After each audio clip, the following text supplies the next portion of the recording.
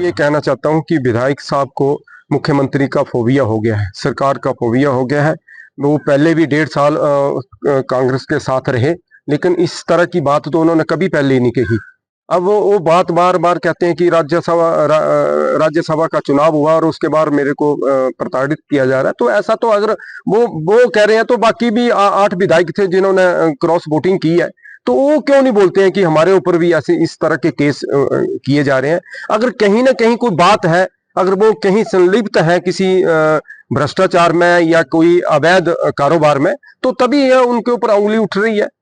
तो मैं तो बोलता हूं कि ये बात तो उनके दिमाग में आ जानी चाहिए कि अगर कोई बात है तब विजिलेंस उनको बुला रहा है या कोई और विभाग जो उनके खिलाफ कार्रवाई कर रहा है, अगर उनको वो साफ है तो उनको घबराने की कोई जरूरत नहीं है।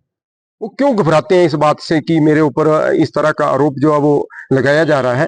तो मैं तो यही कहूंगा, उनको भी यही कहूंगा कि घबराइए मत। अगर आप स्वच्छ छवि के लोग हैं तो आपको घबराने की जरूरत नहीं है। सरकार आपके ऊपर कोई ऐसा आरोप नहीं लगा रही है, कोई ऐसी कार्रवाई नहीं करी है। अगर आपने कोई गलत काम किया होगा, अगर कोई अवैध काम किया होगा तो उसी के ऊपर कार्रवाई होगी, अदरवाइज ऐसा सरकार का मनसा नहीं है। श्री ठाकुर सुखविंदर सिंह सुक्खू का हमीरपुर का दौरा था और उसमें भी हमने ये बात रखी है कि जो काम जिस तरकीब से जो वो NHAI कर रहा था, उसके बारे में हम सारी जानकारी जो माननीय मुख्यमंत्री के समक्ष रखी। और इसी के दौरान जो है वो हमारे कांग्रेस पार्टी के विधायक हैं भाई चंद्रशेखर जी धर्मपुर से, उनके इलाके में भी भारी नुकसान जो NHAI की वजह से हुआ है।